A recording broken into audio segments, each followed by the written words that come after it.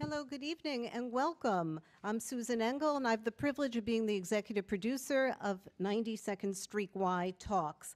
I'm delighted for our program this evening, presented with NBC News and MSNBC, entitled Intelligence and Counterterrorism, National Security Challenges.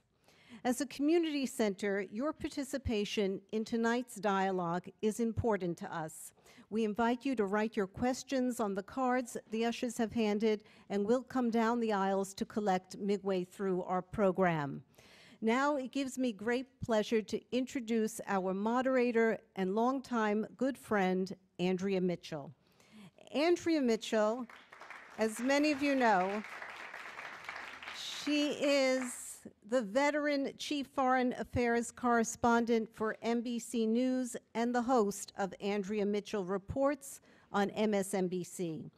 Since joining NBC News in 1978, she has covered the White House during the Ronald Reagan and Bill Clinton's presidencies, Capitol Hill, and since 1994, the State Department and intelligence agencies.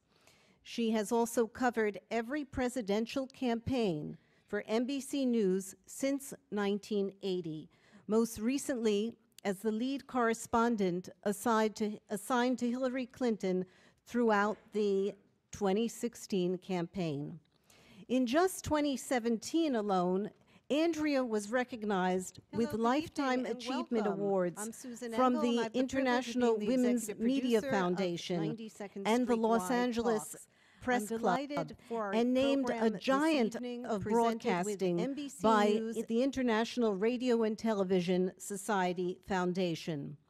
She is also the author of the 2005 bestseller, Talking Back, a memoir about her experiences as one of the first women to cover 5 presidents, Congress, and foreign policy. This administration marks the 7th she is covering, and there is no slowing her down, as Andrea will travel tomorrow with Vice President Mike Pence to the Middle East. Without further ado, to tell you more about our panel and program, please join me in giving the warmest 92nd Street Y welcome back to the one and only Andrea Mitchell.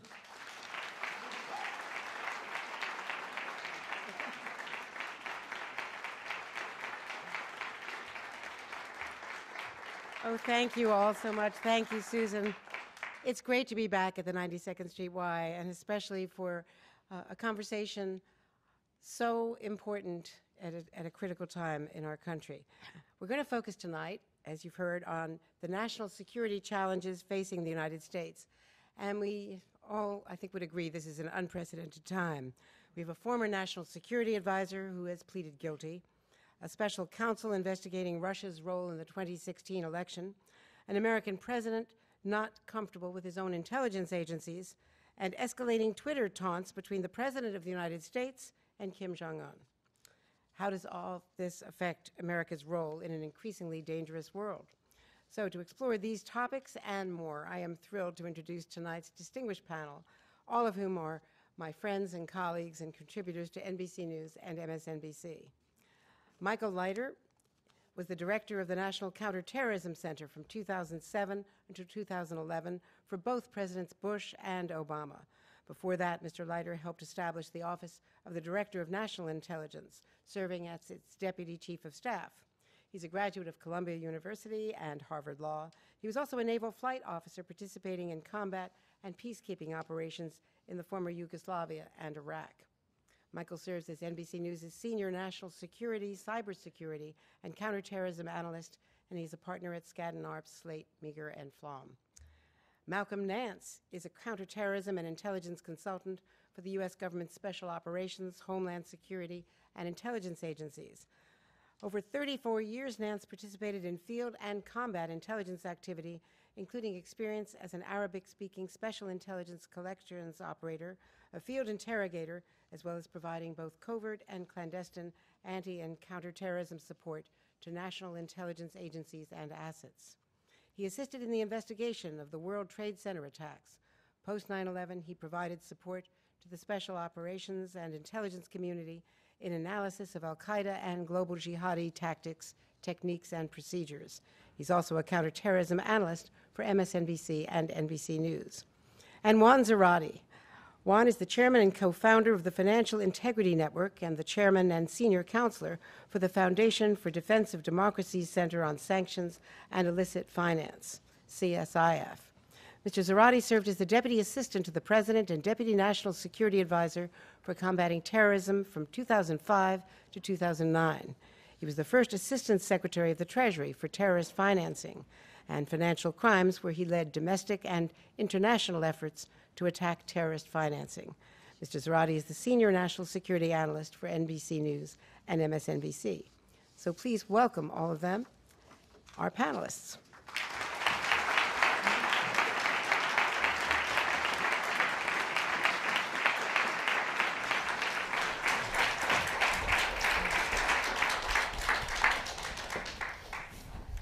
Welcome all. Thank you all for being here and for such a wonderful audience. As we sit here tonight, the House has voted for a short-term continuing resolution to keep the government open, and we'll see what the Senate does in the next 24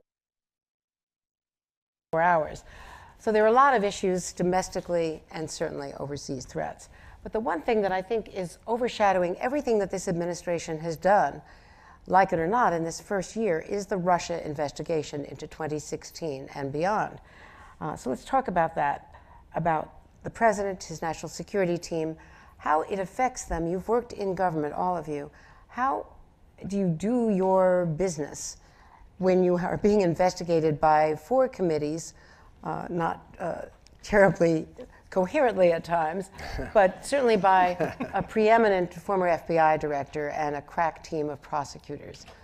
Michael, if I could ask you. Sure, and thanks to the 92nd Street Y and NBC and Andrea for doing this great event. Anytime that you have congressional investigations, it really changes the dynamic in the White House. It makes it very hard, in my view, to focus on the important issues.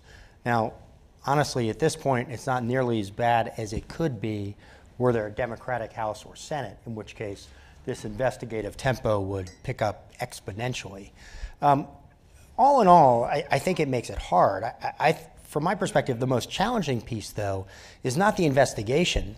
It's that it is slowing down. The investigation is important, has to be done, but it is slowing down the reasoned policy discussion about what the United States does with a resurgent, nationalist, expansionist Russia.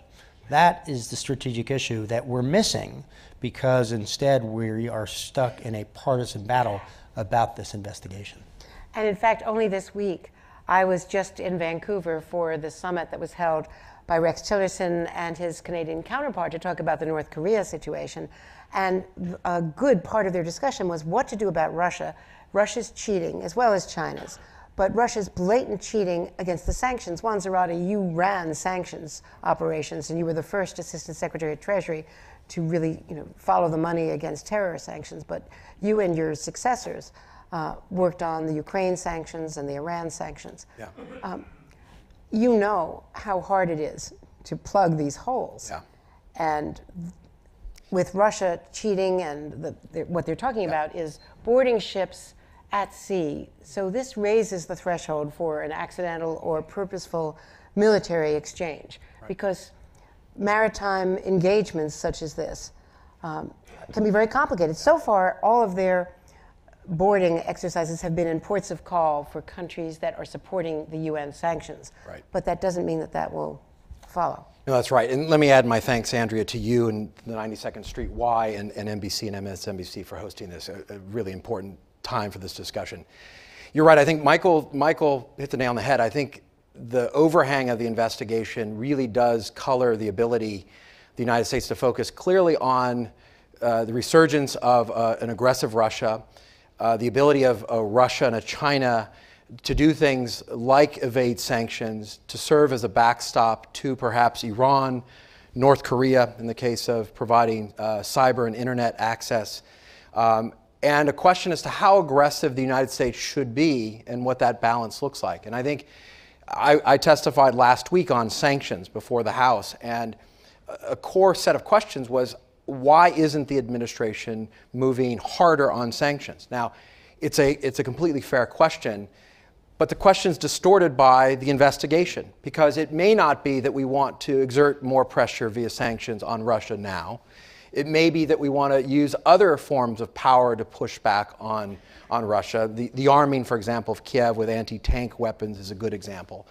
But the whole shadow and penumbra of the investigation affects the way we're thinking strategically about how we deal with a reshaped geopolitical landscape where Russia and China are resurgent.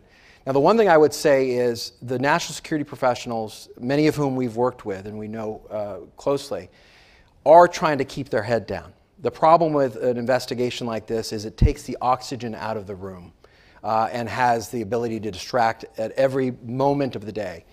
But the national security professionals are trying to keep their head down, focusing on where the threats lie. And you look at the national security strategy that came out at the end of last year, it's actually a sober, serious document. And in part, it looks at the rise of Russia and China. The challenge there, of course, is how does that match with the president's rhetoric, his policy, and as you said, the lingering investigation that we still have to deal with. And there was a report last week from the Senate Foreign Relations Committee Democrats, and it was not a bipartisan report, clearly. It was more than 200 pages, but it was actually a very well-documented report on Russia's social media use, the propaganda attacks, and what has not been done by Homeland Security and other agencies. They have not been mobilized to protect the electoral system in 2018 in the midterms. And instead, what the administration did was create this election fraud commission, which was, by all reporting, chasing a problem that did not exist, election fraud. And more than 20 states, including Mississippi, red states, refused to turn any data over to these commissions. They were asserting a states' rights argument that they did not want to share Social Security numbers and voter polls with this very partisan commission, so they finally dissolved it. They'd never even met. But instead of doing what needs to be done, Malcolm, which is to really create defenses and public education and work with the social media giants who are very slow to come to the table. What is your take on this? I mean, what the Senate Democrats said was that it was negligence on the part of the president to not direct his administration. And one inferred, because of reluctance to blame Russia because he seems so sensitive about anything that he thinks would delegitimize his legitimate electoral victory. Sure. Well, let me first go back to the first question, and both Juan and Michael put it very well. The people who are actually doing the day-to-day work in the U.S. intelligence community, they're not involved in this policy fight that's happening at the president level, at the congressional level. They are coming to work every day. They are doing their job, which is to keep the systems, the processes, the analysis for U.S. intelligence in a state of functioning and to keep you safe. You can go home and rest assured. The guys like who are at your National Counterterrorism Center are out there every day trying to keep you safe from the threats that are there. Now, with regards to cybersecurity and the Russia investigation, you know, there's a complete disconnect between the White House and the rest of the government. If the president thinks that it's a hoax, great, he can think that it's a hoax. But the National Security Agency, U.S. Cyber Command, Central Intelligence Agency, National Geospatial Intelligence, whoever has a cyber warfare and cyber defense component assigned to them, whether it's DHS in a public-private partnership, they are doing their day-to-day job of keeping those systems online, trying to understand the threat as it manifested itself prior to the 2016 election, and they are trying to do as best as they can without any policy direction. Should we be defending ourselves for the 2018 election? Yes, but the place where that really is going to break down is at the state level. Many states were in a state of denial to a certain extent over the 2016 election. I actually got accused by a state, the Association of Secretary of States, of manifesting, panic because I had said these systems had been probed and some had been hacked by the Russians. And they themselves, even though later on it would come out, the FBI would say it, they weren't ready to admit it, you know? So long as no actual ballots were changed, they're happy. But when are we going to get to the point where ballots are changed? Why do you have to wait for that? We need a public-private partnership with DHS, national government systems, and very large-scale organizations to come and see this threat as it is and address it, even if the president doesn't want to take leadership on it. You know, we promised we were going to disagree up here because otherwise everyone's going to get really bored. So. Yeah, don't fall asleep. You don't disagree with that. I'll start. And really 2 points. I agree with most of what Malcolm said, but I actually am increasingly concerned. There's no doubt in my mind that the people who are working in the trenches are focused and trying to do the right thing. I think that there's been a degree of politicization of the intelligence community, of the security organizations, the FBI in particular. I think see some troubling signs in some of the statements coming out of the Department of Justice recently concerning some terrorism statistics, which I think were taken pretty deeply out of context, which is very worrisome to me. And I think does have a corrosive effect on the very good apolitical civil servants who knows what party they are, who are working any one of these issues, counterterrorism, North Korea, China, Russia. I'm less sanguine. It's not that they're all going to give up and go home or say, okay, we'll do whatever you want us to do. But it is corrosive, and it is problematic as we're trying to attract and retain the best and the brightest. The second piece is, I don't want to all lay this on President Trump's doorstep from the start. A lot of these problems got worse over the past 8 years. And no doubt that President Obama tried to address many of them. He tried to pivot to Asia, but the resurgent China and their aggressiveness in the South China Sea started then. Obviously, the invasion of Crimea and Ukraine was under Obama. So it's not that President Trump got a perfect deck and suddenly folded. It is that it was a hard deck with hard problems, and it's not clear that we're approaching any of those problems or many of those problems in the most strategic way possible. Certainly Syria. Yeah, and I think there are two strategic problems with all this. One is we're not looking forward not just to the 2018 election, but to a very different form of influence and warfare that the Russians have doubled down on and demonstrated to our adversaries and competitors. That is to say, they are using information warfare, they're using cyber tactics as an asymmetric way of influencing and as a way of undermining confidence in democracy. And it's not just in the United States, right? It's in Europe. We've seen it in Europe. You've seen the Baltic states worried about this. You've seen reports about concerns about the upcoming Mexican election. And so this is a very real sort of new domain and tactic that we have to think about, that not just the Russians will continue to use because it's been low cost, effective. You see we're eating our own young here in the middle of what they've done. But the Chinese can do it. A non-state actor can do it, like an Al-Qaeda or a Hezbollah.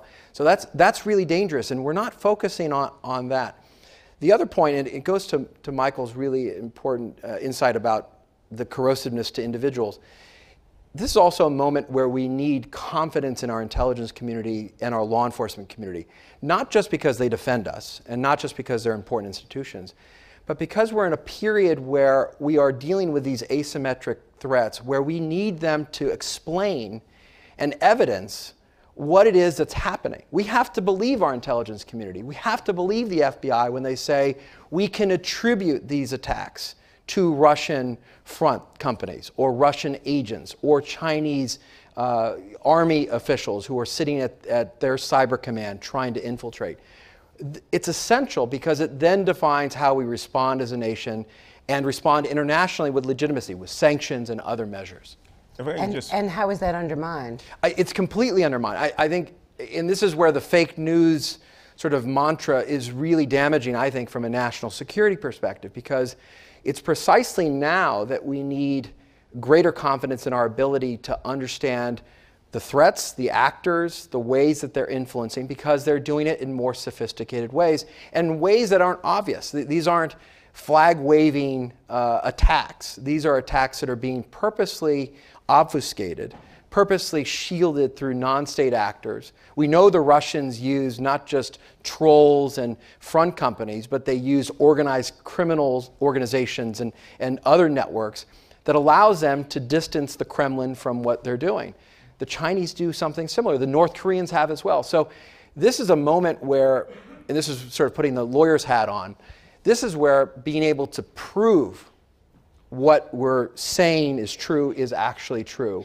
And it's our ability then to retort when President Putin or President Erdogan or the leaders of whatever state you can imagine say, you can't prove it.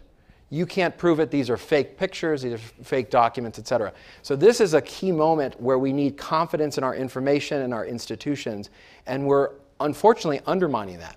If I could just make a point, I think part of the problem, and I started, as we all did back in the Cold War, and what we're missing today is we don't see that all of these global adversaries as ideological enemies the way we had with the communists, right? We had democracy and you had communism, and what you did was you used every component of the military, diplomatic, and intelligence sphere to push your version of democracy. The Russians did the same thing, to push communism out there.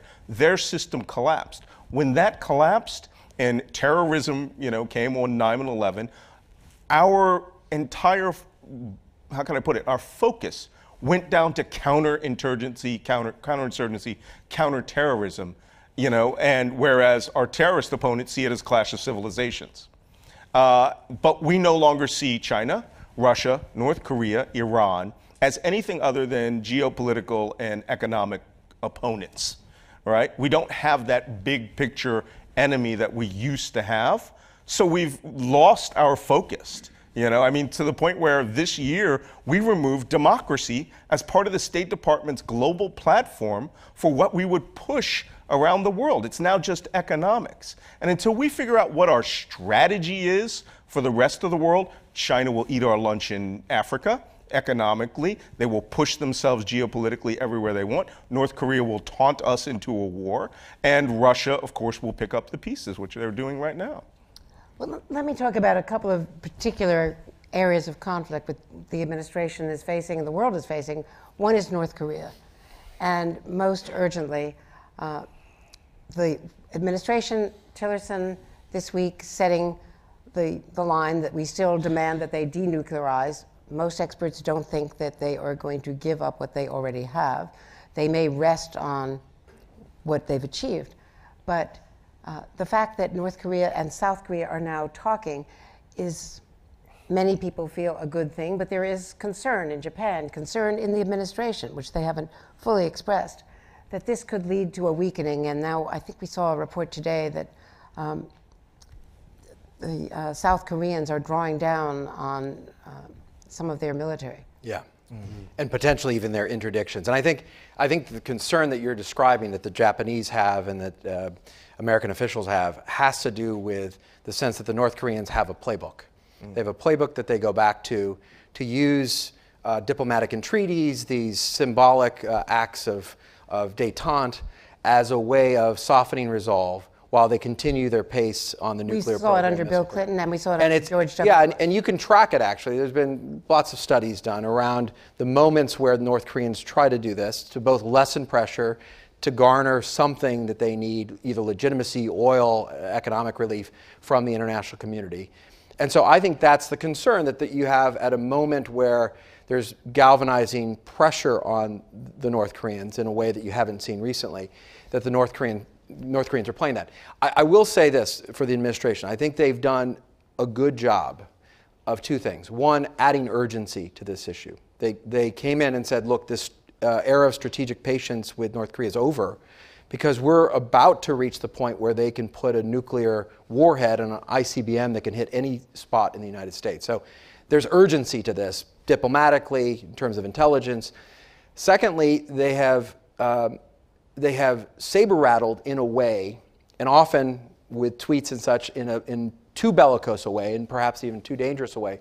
But they have done it in a way to try to reframe the calculus, to say the military option is a real option.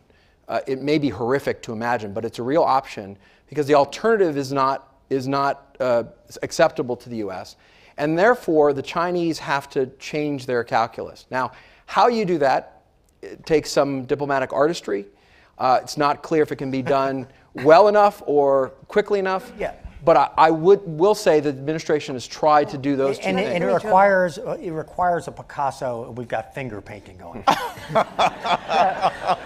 So we've hit the second point of disagreement. I agree with you that the administration was right to put this at the forefront of the issues of strategic importance. And we also have to give credit to the Obama administration, which made it quite clear.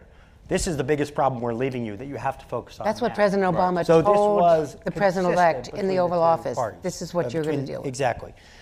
The piece where, and I think the basic idea of galvanizing the team against North Korea, trying to get the Chinese to be even more forceful, because that's where 85% of the trade comes from anyway. This is clearly the most important piece. The Russian piece, frankly, I think is, if the Chinese piece comes into play and works, what the Russians do is almost irrelevant. But in painting this picture that they tried to paint, they left a huge opening for North Korea to do exactly what North Korea is doing.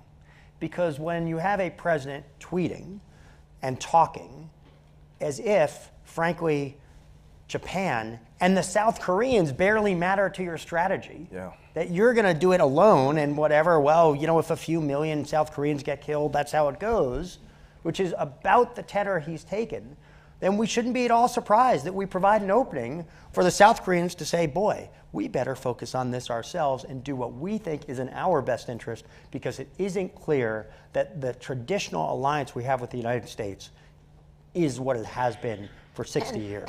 So I think we have a slight disagreement here, but opening. Yeah. But to make the point that Michael was just making, when I got up on January 2nd and saw that first tweet, my nuclear button is bigger than his, I was horrified. No, I think everyone was. I think that's right.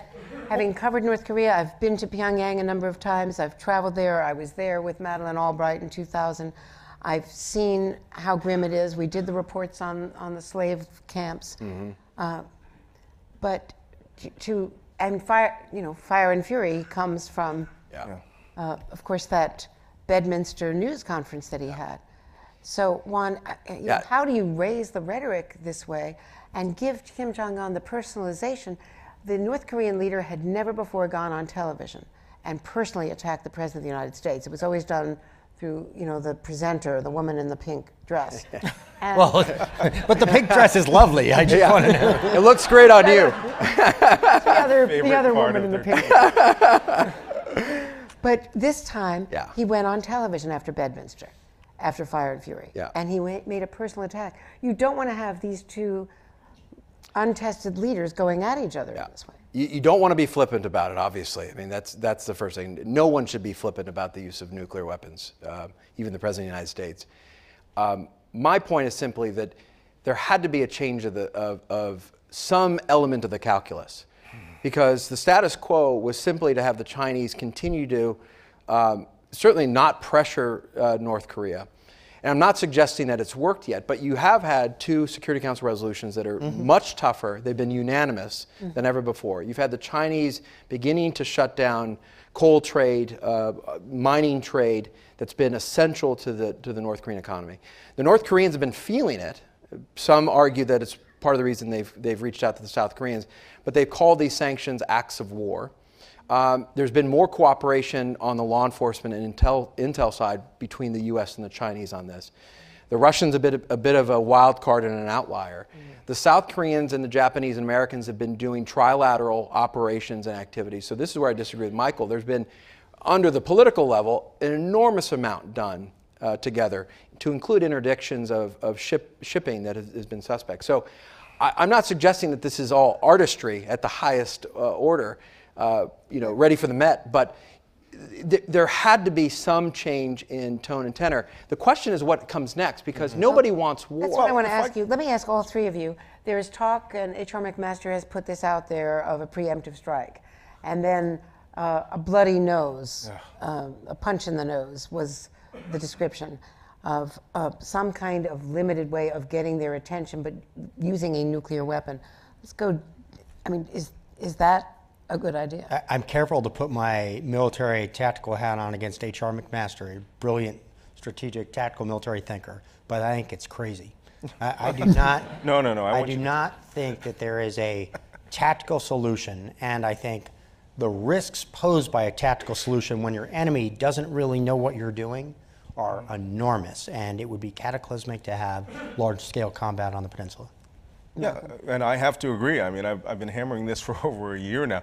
I'm not a North Korean expert, but I have been under sustained artillery bombardment, and I know just exactly if I can multiply what little I got times 14,000 rounds every 60 seconds of chemical, biological, and high explosive dropping into the DMZ in the city of Seoul.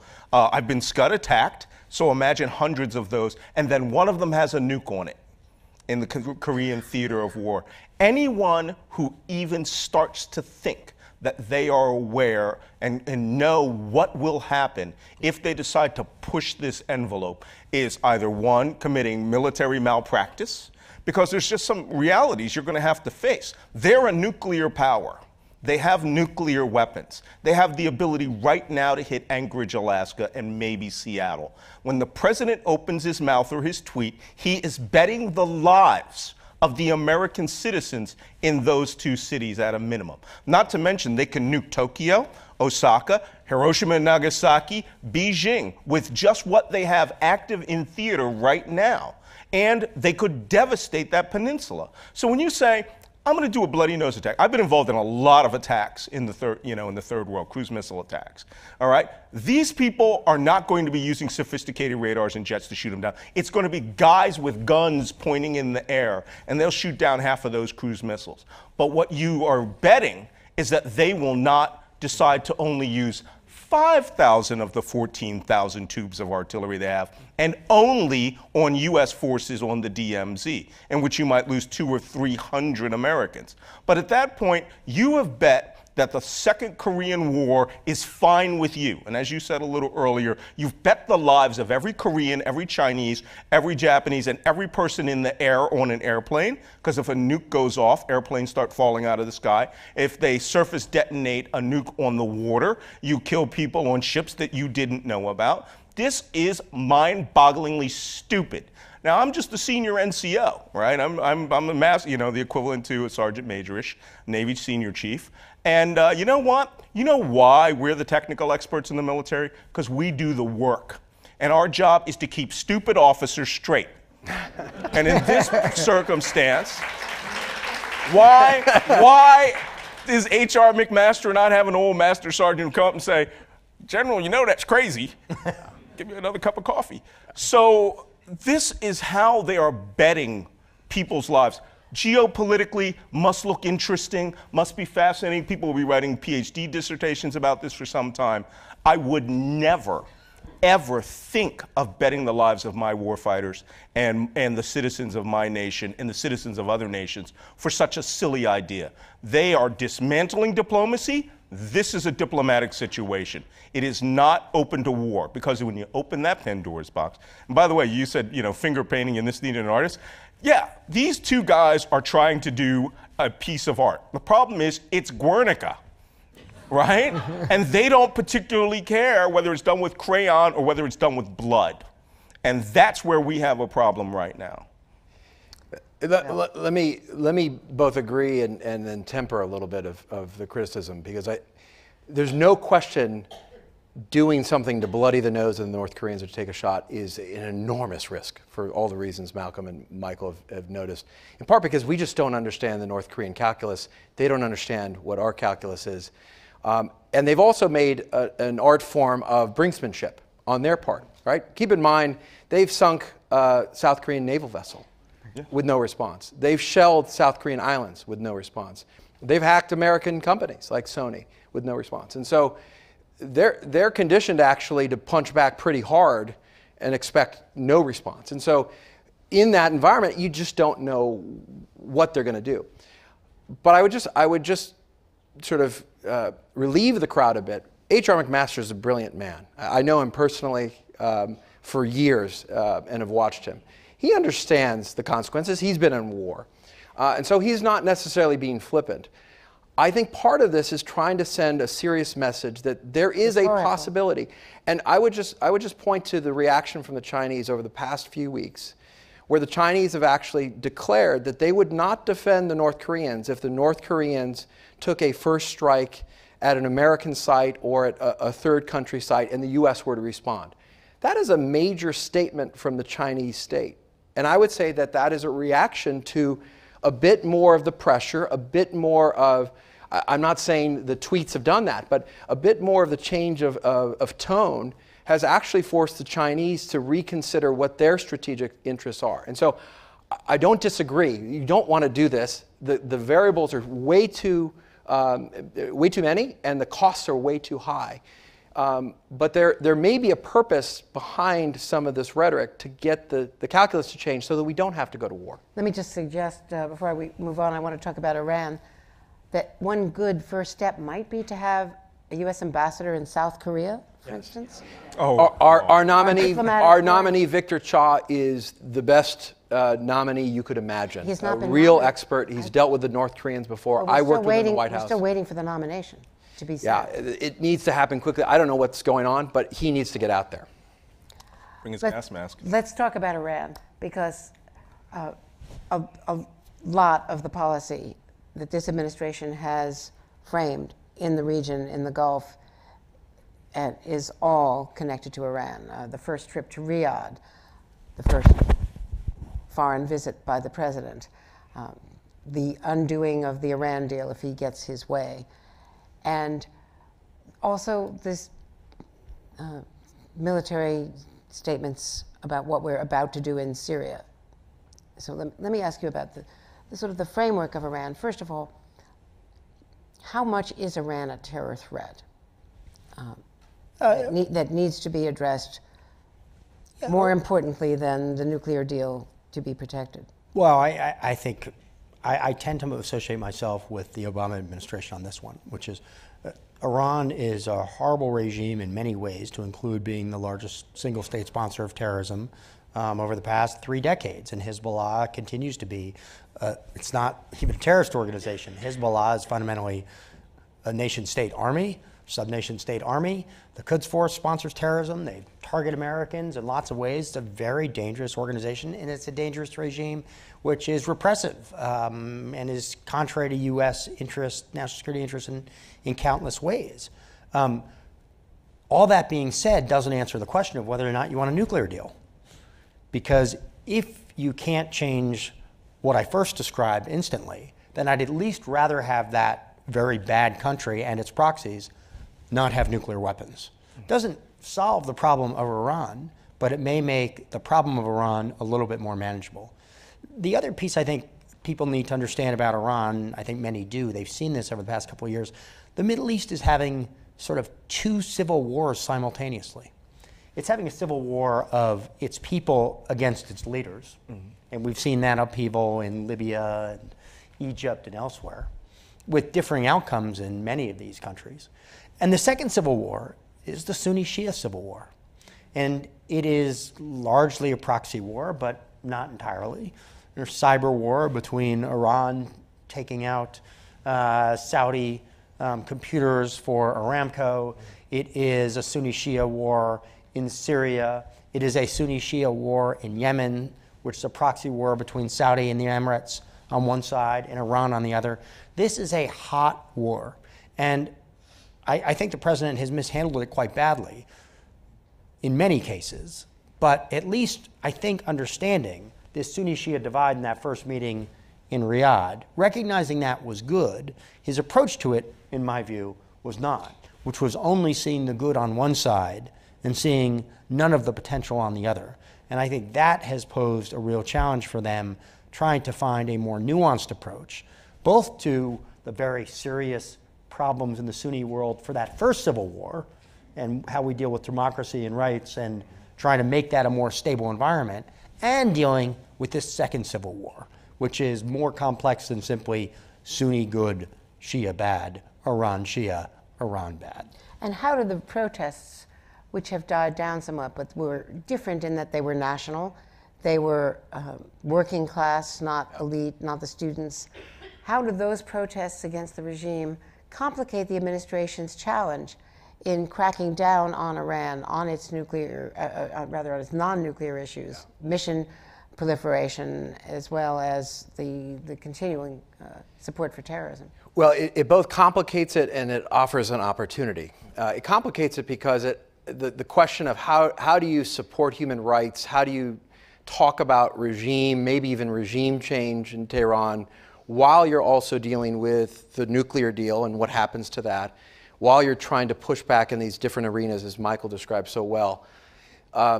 It just adds another layer on the chessboard that you have to then deal with.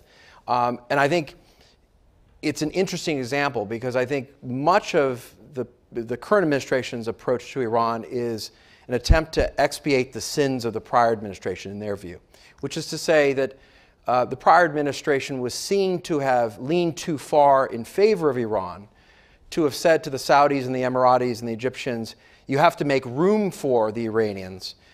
And the idea that the nuclear deal, with some of the economic relief and some of the money for the hostages, really gave wind to the sails of the Iranians and gave them license in some ways to be more aggressive in Yemen, in Bahrain, in Saudi Arabia, et cetera, in a way that made things more complicated rather than less. And so in some ways, what you see in the administration is an attempt to sort of rectify that imbalance, which explains the Riyadh trip up front.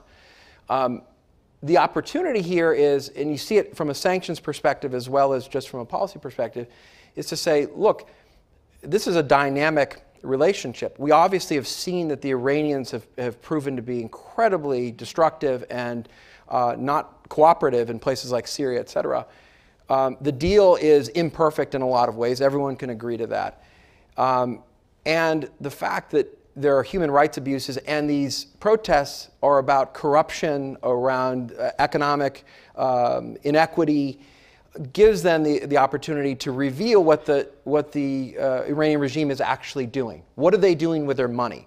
They're supporting the Quds Force efforts to support these proxies. So a lot of these protests were about forget what's happening in the hinterlands, worry about Iran, right? Home first. Part of it was sparked by, many people believe, Rouhani leaking the budget and showing how the Revolutionary Guard was spending their money. Exactly. And so this is the opportunity, because the opportunity that the Iranians have always given the West in terms of their own isolation is the fact that the Revolutionary Guard, which is the protector of the revolution and the military shock force for the regime, owns much of the economy, or at least key elements of the economy. That brings great tension internally. It also creates great suspicion externally. So they can be isolated with sanctions and financial regulation. The fact that there's corruption feeds into this global attention on corruption, which has affected Pakistan and Brazil and Mexico. This is not unique to Iran. This is actually centered in Iran in many ways, the use of bonyads by the regime to profit, et cetera. So this is an arena where now you've seen Congress playing and the administration playing, where you can impose sanctions, expose inequity, expose corruption as a way of isolating the regime and pushing back in a way that begins to push very centrally in Tehran, not just in the Straits of Hormuz or in Yemen.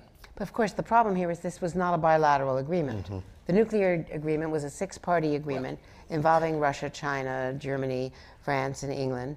And they have all pleaded at the leader level with the president not to blow it up. Yeah. And so how can he, if he can manage this to his satisfaction, it's a miracle. But how can he get Europe to agree to something that they say flatly they will not do, Michael, which is to renegotiate the core of the nuclear deal, and get Congress to add new terms to something that they never ratified because it was never submitted for ratification, because Obama knew it couldn't be ratified. Let me put, first of all, I think I agree with everything Juan said. It was a really nice encapsulation of a lot of points. That's a first. We have that on tape? Yes, as a matter of fact, we do. Juan and I worked together for many years, and I'll tell you one thing. I'm not the least bit surprised. let me put the best spin on this I can. Flatly walking away from the deal is I think, bad for national security purposes, as, by the way, Jim Mattis said, Chairman of the Joint Chiefs also said. I mean, people within the administration have said, hey, Mr. President, don't walk away from this. So the best spin is you threaten to walk away. It would be a diplomatic disaster to walk away for the United States. It would isolate us as much as almost anything the president has done, I think, in the past year. And Except perhaps Paris. Well, I was going to say, that's already a pretty high bar. It would probably be the worst. But if you can threaten that and then work with those same nations, Group of Six, to put additional pressure in other areas, say, fine, I will live with the nuclear deal even though I think it's the worst deal ever. But we have to get tougher on their funding of terrorism. We have to get tougher on the ballistic missile piece, which was excluded, which is not subject to part of the deal. Then that is the way you potentially strike a deal and come out of this with more pressure on Iran, which is not necessarily a bad thing, and a united international front. I agree. I've argued publicly, I've testified before the Senate, you don't have to walk away from the deal to get what you need here. In part because there's a huge contradiction in the deal, which is a bit of a diplomatic play on what was happening.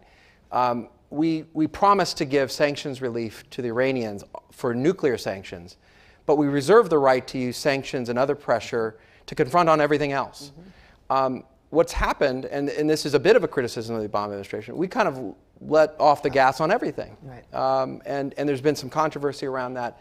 But in any event, you can pressure around the deal. You can pressure further through the deal. You can say, look, we want tougher inspections pursuant to the protocols of the deal.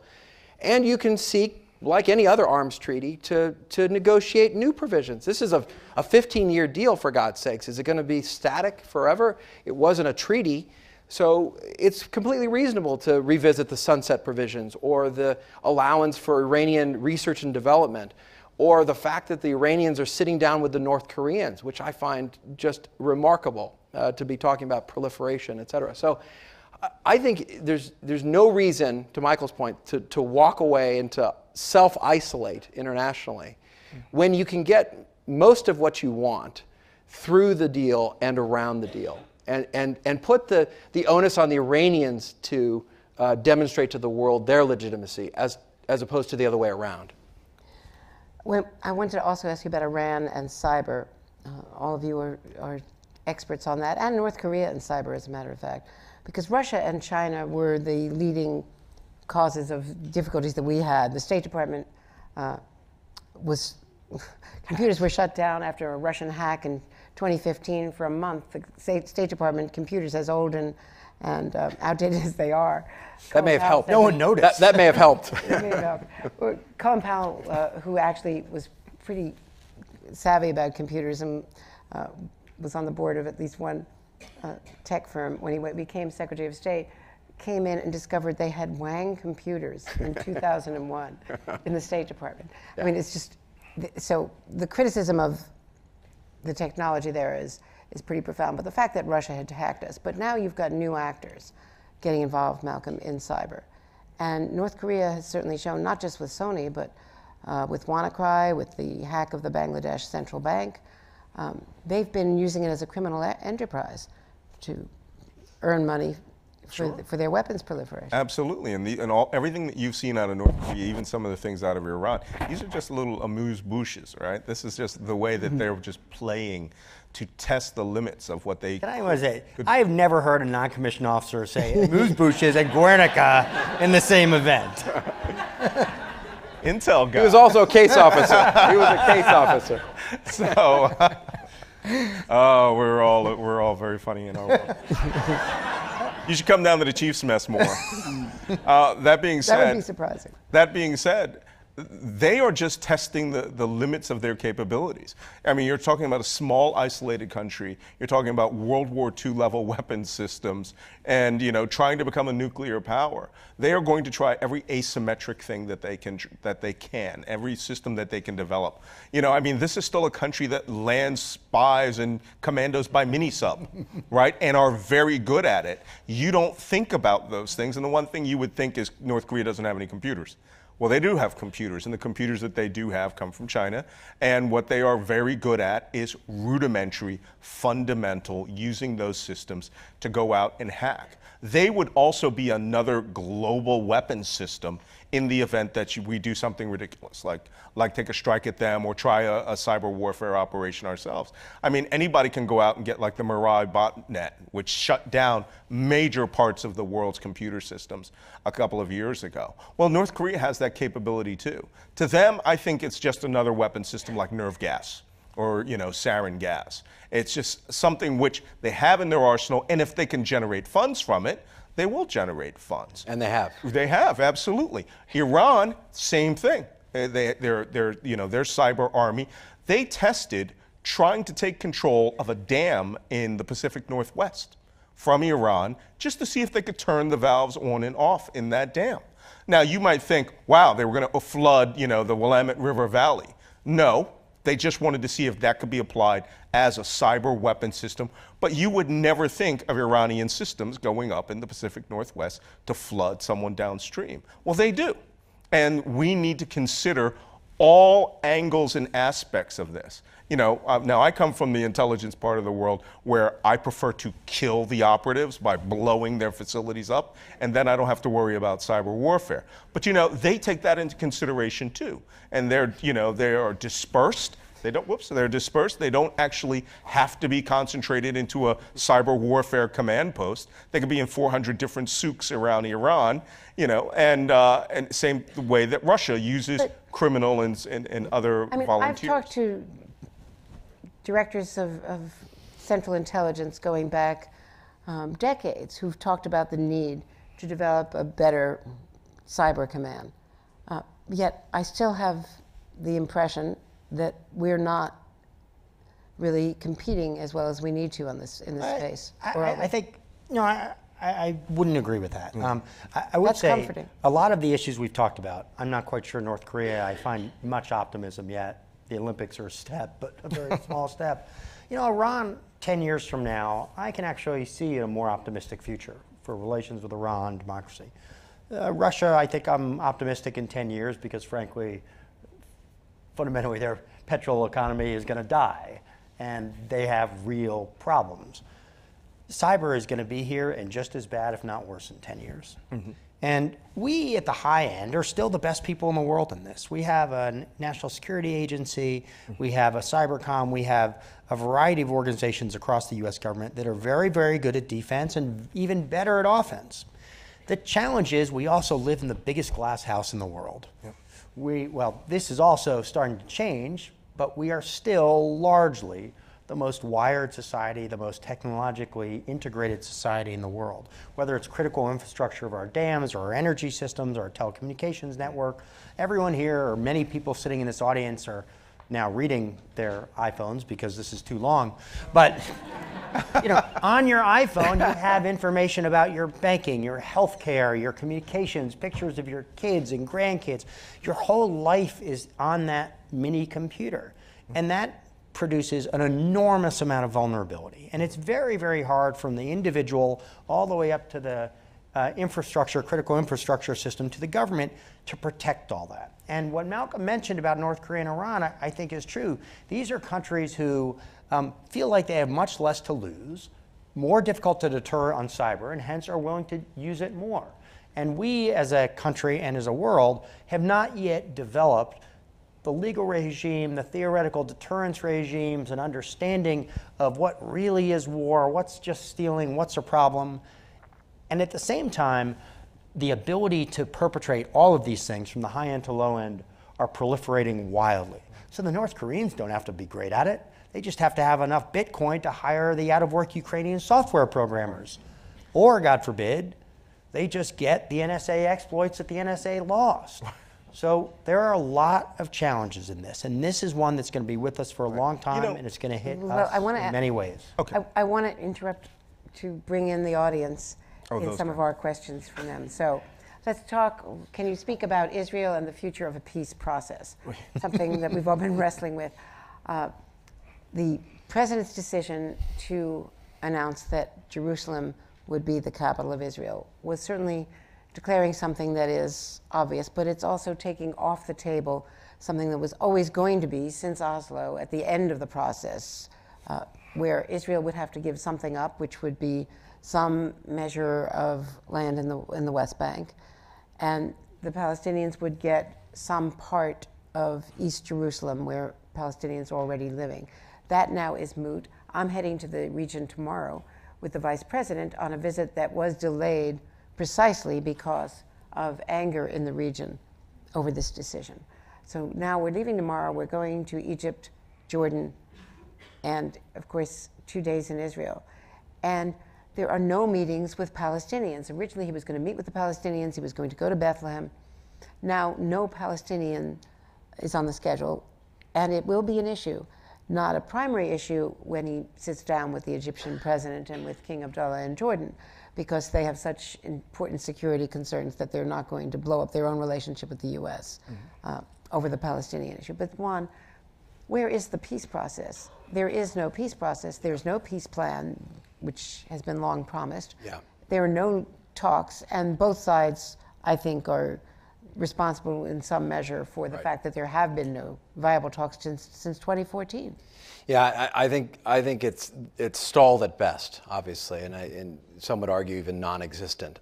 Part of it has to do with the parties on the ground not really moving toward a resolution, whether it's a two-state solution, some hybrid one-state solution, or something else. There's been no real tangible movement in that direction. I think some of us were hoping that the Jerusalem move, the move of the announcement of the move of the embassy, was maybe part of some grand maneuver to try to get the Palestinians to move using Saudi auspices, right? There was a lot of discussion in that regard, getting concessions from the Israelis at the same time. But that doesn't seem to have materialized if it was ever in the thinking. And it seems, to your point, to have been a chip sort of given away in the negotiation process, which is a real shame because all of these maneuvers have different diplomatic effect at different times. And I think you would hope that that's the case. There's two other interesting dynamics, though, happening in this regard, aside from this sort of stalled process. One is that you have had this rapprochement between the Sunni Arab states and Israel, which has really been a dramatic reshaping of the environment, which is good. And you've seen the U.S. try to support that, amplify it, enable it. So that's an interesting dimension of this, because you could see the movement around the recognition of Israel, elements of the Sunni Arab states pushing on the Palestinians in ways that if the parties want, you could see some movement. So that's helpful, a helpful dynamic.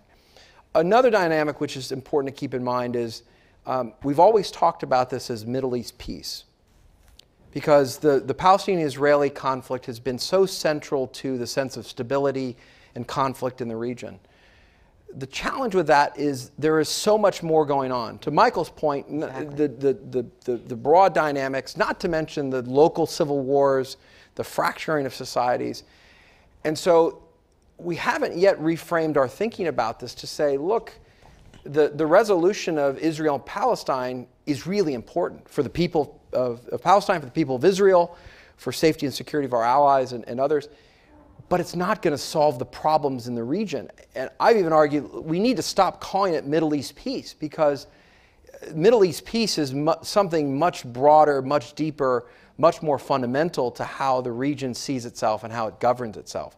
And so I think we need to move away from that delusion and realize what's happening on the ground, and frankly stoke some minor steps to at least get the parties to talk about concrete things they can do together. Although I should point out also that this decision, a pending decision to increase the amount that is cut from the Palestinian relief, the UN Palestinian Relief Fund, is really galvanizing opposition to America right now, because this is a 40-year program that goes back. The process is dead. I mean, Juan said it in a much more diplomatic way. But the process is dead. It's not going to happen, certainly in this 4 years, and if the president's reelected, unless he makes a radical turn, there's no chance of Palestinian-Israeli peace. You're absolutely right. And this feels very funny to me. I mean, I've worked this mission from go, and every time there was a hiccup, in the peace process between 1981 and recently, I would just prepare for a major terrorist attack. There's a weird dynamic going on right now where the Sunni leadership throughout the Middle East, which is the Saudis, the Emiratis, the Jordanians, are all sort of saying, okay, maybe we can just let this whole Palestinian thing go. You mentioned a little bit earlier about there being two civil wars going on in the Middle East. Imagine a Middle East-wide civil war where the street feels that 50 years of negotiations have been betrayed by their leaderships. And when they said they announced the movement of Jerusalem, I didn't think, well, the Palestinian peace process is dead. I thought ISIS has just been saved regional-wide. Imagine Hamas, a terrorist group, which was democratically elected in an election that we backed. Imagine them being displaced and assassinated by people who finally decided maybe ISIS was right. Maybe ISIS-type ideology, extremist religious ideology, needs to come into Gaza and the West Bank to confront this reality that we now have no leadership and that everyone has betrayed us. And that is a virus we will never be able to stamp out. And the problem that we have now is that for whatever, however you view the larger issue, by making this decision and making it the way he did, and every candidate has campaigned on having the embassy moved to Jerusalem. Right. And then once they become president, Democrats and Republicans have said, we can't do that because that is going to cement something in concrete that no American president can ever walk back from. Another question to you, Michael. This clearly stems from all of the reporting from the White House about the FBI agents who were having a relationship and were texting back and forth in opposition to Donald Trump during the campaign. Do you think political partisanship has skewed or compromised today's FBI and CIA agents? Maybe I'm Pollyannish, but I really don't. Now, that's not to excuse what these two were doing. It was certainly unprofessional. It was inappropriate. And if you're involved in these sort of political investigations, they shouldn't have been doing this. And I tend to think that without knowing all the facts, it's never stopped someone on TV from speculating. I think Bob Mueller did the right thing by removing these people. So I think he responded well. We were having a little bit of this talk before when we met, and I was harking back to my 4 years running the National Counterterrorism Center. And that had people from CIA and FBI and DHS and DOD. I mean, it was the alphabet soup. And I can't recall, and this was not a period where everyone agreed on everything. We were still dealing with issues like enhanced interrogation techniques and warrantless wiretapping. I mean, big, hard issues. Taking out Anwar al-Awlaki, a U.S. citizen in Yemen. I mean, big, hardy, tough issues of counterterrorism. I honestly, this is not just me putting on my rose-colored glasses a few years later. I can't remember a single instance of a political discussion about any of it. All of it. Juan and I, I'm not a registered Republican, I'm a registered independent. I didn't vote for President Bush. President Bush made me the director of the National Counterterrorism Center. Juan and I are dearest of friends. Malcolm and I just met each other, but I really like him. We simply didn't think of it in those partisan terms. We thought about how do we find terrorists, identify terrorists, kill terrorists, arrest terrorists, keep people from being terrorists, keep them from hurting Americans and American interests. And I have to think, again, this is inappropriate. I'm happy they were removed. It was dumb, though they may lose their jobs. But I really do believe, going back to one of Malcolm's earlier points, that the people in the FBI and the CIA, unless we continue to drive wedges between them from a political level, will remain in a highly nonpartisan role trying to do the right thing for the mission, serving their political leaders. But it is the political leadership in Congress and the executive branch that have the responsibility to keep these true gems in a democratic society protected and not revered so we don't evaluate them and make sure they're doing the right thing and do oversight. Not revered, but respected so they can do their job that all of us want them to do. Yeah, absolutely. I think it has to be both the perception and reality of the apolitical nature of the work. And the problem with these episodes, however one evaluates them, is it feeds and stokes this idea of a deep state, of a bureaucracy that's out to get the president. And it creates a cycle of a politicized intelligence and law enforcement environment that does nobody any good, right? And I think Michael's absolutely right. And I think it's incumbent on everybody in the intelligence and law enforcement community to be hypersensitive to both the reality and the perception of political dynamics in their work. You cannot have that happen because, especially in this environment, it stokes the worst of instincts. And this is very speculative, but there's a question, Juan, after all the investigations are completely over, do you expect anyone to go to jail? Will the president be impeached and or forced to resign? Easy ones. Well, yeah. Well, the facts will lead us where they will lead us. And I have great confidence in Director Mueller. And he's a serious fellow. And he's brought a serious team to look at the facts and the data. He's already secured some convictions. So people are going to go to jail. He's getting cooperation from people. He's subpoenaing people that are closer and closer to the president. Most significantly, now we know that Bannon is going to testify or is going to cooperate, he says, with Mueller after getting a subpoena to the grand jury. Right. I don't know. Right. So all of that is dangerous in its own right because you have more people testifying. They have to testify truthfully. If they don't, they're going to be prosecuted. The more information and testimony that's out there that contradicts what other people are saying creates additional jeopardy. And in the worst case scenario, if there was some discussion or collusion with the Russians, which I haven't seen hard evidence of, but if there is something, it will come out. And if that's the case, and if the president or the inner circle are compromised in some way, and I think this is what Mueller is really looking at, not just were people in collusion to put President Trump into power, but is the president compromised in a way that weakens his status and makes suspect his control of the presidency? That's where you have the potential of impeachment, if that type of evidence were to come out. In this polarized society where people go to their corners in terms of what they read, what they watch, how they think about all of this, if, let's say, it's not hard facts about collusion, which is not a crime, but we know what we're talking about here. But if it is something money laundering in the past by some people around him, if there were other issues, and the decision is made not to indict, but simply to report the findings, because there has not actually been a precedent as to whether a president can be indicted, will the American people, no matter what happens, accept the results of this investigation with all of the the criticism and the tweeting and everything else? Well, I'm not sure that our democratic institutions are going to be strong enough. Can I make a point on this? I'm really surprised because I've been commenting on counterterrorism for the last couple of years at NBC, and what's really fascinating, besides the fact that Donald Trump claims that my book Defeating ISIS was the last book he ever read, people will believe every word I have to say about Islamic terrorism. Every word.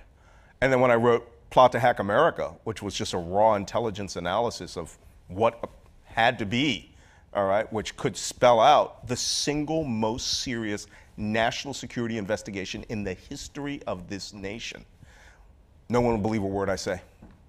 Well, not no one. No, you're right. Half the nation won't believe a word I say.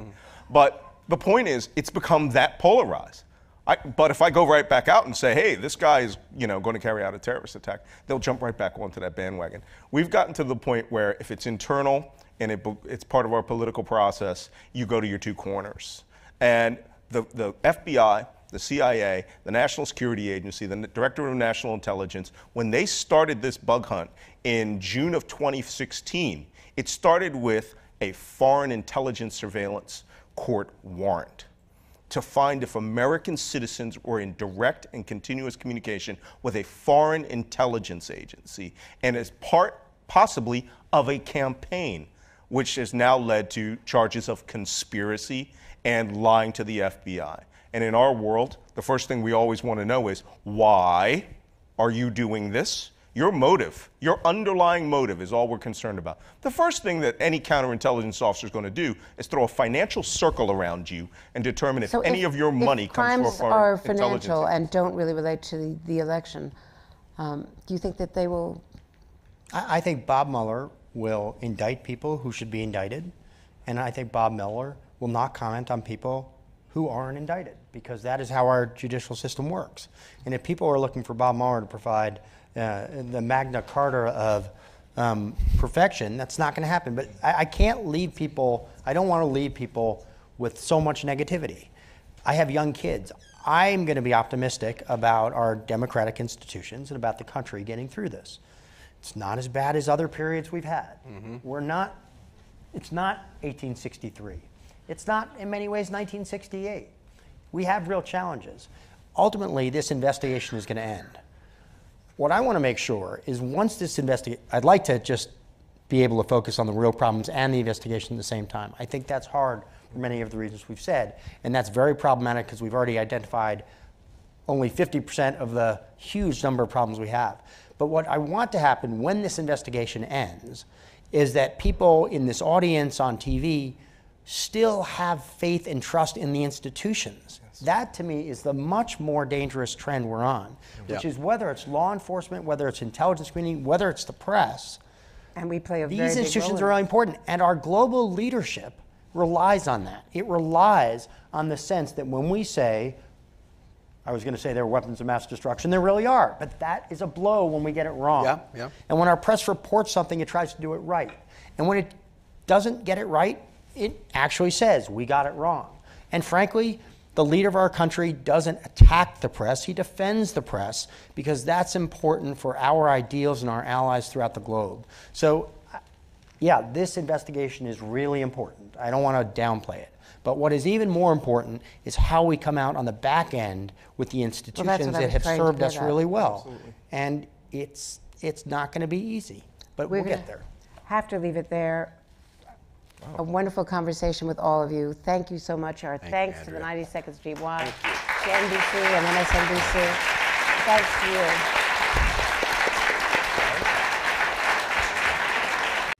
Hey, NBC News viewers, thanks for checking out our YouTube channel. Subscribe by clicking on that button down here and click on any of the videos over here to watch the latest interviews, show highlights, and digital exclusives. Thanks for watching.